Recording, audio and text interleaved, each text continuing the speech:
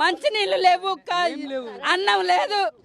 4 రోజుల నుంచి పస్తులో వండుకుంటా, నీడ లేక పుట్టడి ఏడ్చుకుంటున్నాను సార్. మాకు పండటానికి కూడా చోటు లేకుండా చేశారు సార్.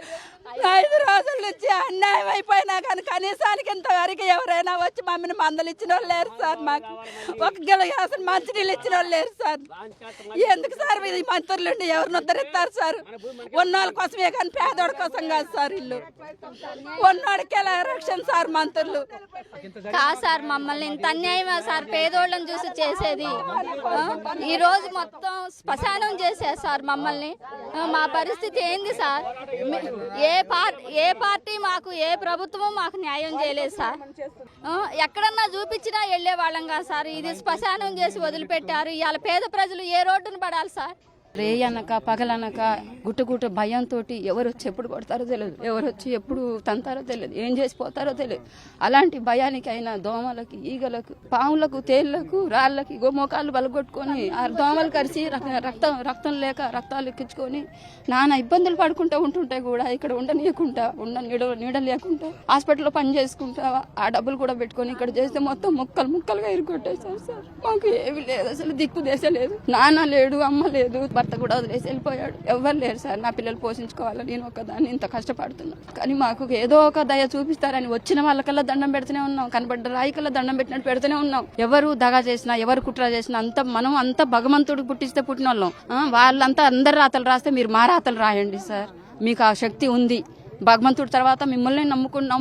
మేము అందరం ఉపవాసం ఉన్నాం సార్. మాకు న్యాయం చేస్తారని మేము కోరుతున్నాం సార్. మా ఏడుపు చూడండి, మమ్మల్ని చూడండి.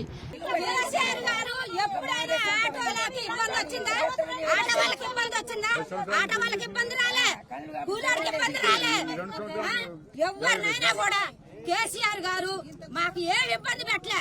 ఆడవాళ్ళకి బస్సు ఫ్రీ పెట్టి తిరిగి రాండి, మొగాళ్ళని దన్నండి అని ఇసుకొల్పిండు రేవంత్ రెడ్డి. నా బట్ట వాడి పిల్ల ఇంకొకటి కాడికి పోతుందేమో, అందుకే జనాన్ని అటు తిప్పుతుండు. వాడు జనాన్ని తిప్పుతుండు. ఆడాలకు ఫ్రీ బస్ ఎందుకు పెట్టు?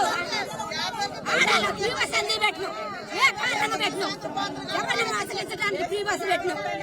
పెట్టకుండా దొంగ చాటుకొచ్చి దొంగ దెబ్బ కొడతావా రేవంత్ రెడ్డి? చెప్పులు మెల్లేసి కొడతాంరా ఈసారి. నిన్ను చేత కాకపోతే కూర్చోరా ఇంట్లో. ఇట్లా జనాన్ని ఎందుకు మోసం చేయాలా? ఇచ్చిన నేరానికి మమ్మల్ని సరైన బుద్ధి గుణపాఠం చెప్పినావు. ఇంకా నీ బతుకు అయిపోయింది, నీ బతుకు బండారం అయిపోయింది. నువ్వు చేతకానోడు కూర్చోవు. ఇక అంతకంటే మించిందే లేదు. ఆడవాళ్ళకి బస్సు ఫ్రీ పెట్టి తిరిగి రాండి, మొగాళ్ళని దన్నండి అని ఇసుకొల్పిండు రేవంత్ రెడ్డి. నా బట్ట అందుకే జనాన్ని అటు తిప్పుతుండు. వాడు జనాన్ని తిప్పుతుండు. ఆడాలకు ఫ్రీ బస్ ఎందుకు పెట్టు? ఆడాలకు ఫ్రీ బస్ ఎందుకు పెట్టు? ఏ కారణంగా పెట్టు? ఎవరిని ఆశ్రయించడానికి ఫ్రీ బస్ పెట్టు? 10 ఏళ్ల సందులని ఎట్లా తీపించినావు? 10 ఏళ్ల సందులని ఎట్లా తీపించావు? అప్పుడు వాళ్ళకి ఏ ఆర్డర్ ఉందని మాకు చూపించుకుంటే ఇల్లు కూల్చారు. మాకు ఇన్ఫర్మేషన్ లేకుంటే ఎలా ఇల్లు పడేశారు? ఒక్కరోజు మా ఇల్లు ఇగో మీరు పాలన కాడిపోండి సార్. 100 గజాలు ఇస్తామంటే రేకులు చెట్టు వేసుకున్నాం సార్. ఇంత ఘోరం చేస్తున్నాను అనుకోలేదు సార్. ఇంట్లో చేస్తారు అనుకోలేదు సార్. సామాన్ లేదు, మొత్తం చిత్తు కొట్టి పసి పిల్లలు కనని కూడా చూడకుండా ఇసిరేసిరు సార్. మమ్మల్ని పోలీసులు ఎట్లా పడతారు మాట్లాడతారు సార్. మాకు ఇల్లు బాగులుంటే ఇన్ని బాధలు ఎందుకుంటాం సార్? తిండి తిప్పలు లేకుండా కాళ్ళు చేతులు చేకు వస్తున్నాయి సార్. మమ్మల్ని ఎవరు కనికరించట్లేదు సార్. 15 సంవత్సరాల నుంచి ఉన్నాం కదా సార్. మేము ఈవేళ కొత్తగా ఏం లేము కదా సార్. 15 సంవత్సరాల నుంచి లేని కబ్జా అయ్యాలి ఎందుకు వచ్చింది సార్ చెప్పండి సార్. అప్పుడున్న కలెక్టర్ ఇప్పుడు లేడా సార్? కలెక్టర్లు మారచ్చు, అధికారం మొత్తం ఒకటే కదా సార్ అండి. మనుషులు మారితే అధికారం ఒకటే కదా. మరి అప్పుడు లేని కబ్జా ఇప్పుడు ఎందుకు వచ్చింది సార్? అప్పుడే చెబితే మేము ఏ రూపాయి ఖర్చు పెట్టకుండా ఎక్కడో అక్కడ మేము నివాసాల్లో మేము ఆడడం అక్కడ ఉండేవాళ్ళం కదా సార్. ఒక్క 1000 రూపాయలు ఖర్చు పెడితే ఇంత విధ్వంసం చేయాల్సినంత అవసరం సార్. ఒక్క 1000 రూపాయలు ఎందుకంటే అందరికి తలాగింత విషయం ఇస్తే ఆగేదో టీలో పెట్టుకొని చచ్చిపోతారు సార్. అందరూ కూడా చచ్చిపోతారు సార్. ఎందుకు సార్ ఇంత విధ్వంసం అవసరమా? ఇంత విధ్వంసం అవసరమా? ఒక్క మనిషికి గింత విషం ఇచ్చి చంపొచ్చుగా సార్. ఇదంతా వేసుకోవచ్చుగా. ఎందుకు సార్ ఇంత అన్యాయం? ఏంది ఇంత అన్యాయమా? ఇది చూడండి సార్. ఇదంతా ఏంటి సార్? కనీసం ఇంత పడుకోవడానికి మంచం కూడా తీసుకొని లేదు. ఎంత దౌర్జన్యం సార్ ఇది.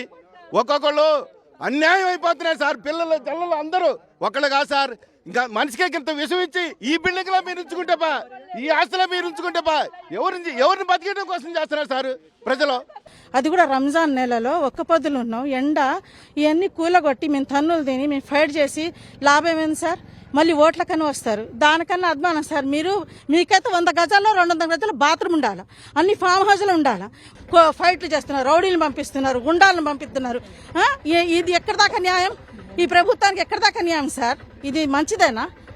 నేను మాట్లాడితే మాకు అరెస్ట్ చేస్తారు, మగవాళ్ళు మాట్లాడితే మగవాళ్ళకి అరెస్ట్ చేస్తారు. ఏంది ప్రభుత్వం చేతిలో ఉందనా? ఇది పద్ధతి కాదు సార్. ఇది రంజాన్ నెల చెప్తున్నాను కదా సార్, వాళ్ళకి ఎప్పటికైనా దేవుడు అనేటోడు ఉంటే మాత్రం వాళ్ళు పుట్టకథలు ఉండవు. పేదోళ్ళని బాధ పెట్టినోడు అక్కడ హింసిస్తున్నారు. ఈ 3 మంత్రులు ఉన్నారంటే సిగ్గుతో చేస్తున్నాం. ఇంత పేదోళ్ళ కుటుంబం ఉంది ఇక్కడ, 3 మంత్రులు ఉన్నారు. ఏ మంత్రి కూడా మాకు సహాయం చేసే అవకాశం ఇవ్వట్లేదు సార్. ఎందుకు మంది ఉసురు పెట్టుకోవాలా? ఇలా మీ పిల్లలకి తగలదా, మీ భార్యకి తగలదా? అందరికి తగులుది. మేమెంత ఏడుస్తున్నాం వాళ్ళంత ఎడతారు. పేద ప్రజలని నోరుగొట్టిన ప్రభుత్వము ఏ ప్రభుత్వము ఉండదు సార్. మేము చెబుతున్నాము, మా ఉసురు కొట్టుకుంటది. మేము ఏడ్చే ఏడుపులు వాళ్ళకి వినపడుతున్నాయో వినపడటం తెలియటం లేదు కానీ సార్, ఏంది సార్ శ్మశానం చేశారు మొత్తం ఇది.